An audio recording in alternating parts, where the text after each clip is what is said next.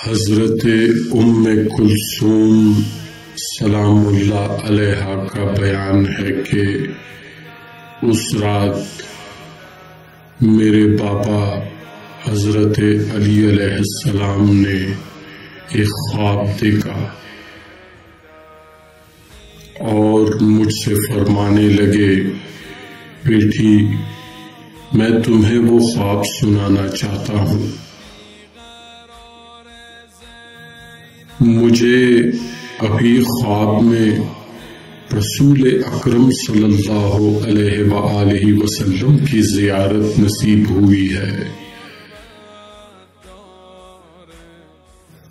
آپ نے مجھ سے فرمایا ہے، اے ابو الحسن، آپ بہت جلد ہمارے پاس آنے والے ہیں۔ دنیا کا بدبخت ترین شخص تیرے پاس آئے گا اور تیری داڑھی کو تیرے خون سے خضاب کرے گا۔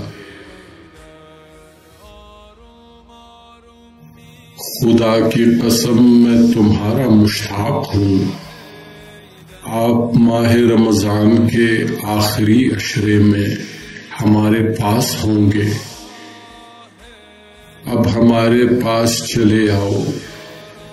جو کچھ ہمارے پاس ہے وہ تمہارے لیے بہت ہی بہتر اور زیادہ باقی رہنے والا ہے۔ جب آپ کی اولاد نے یہ خواب سنا تو ان کی چیخوں کی صدائیں بلند ہوئی۔ حضرت نے انہیں خدا کا واسطہ دے کر خاموش رہنے کو کہا۔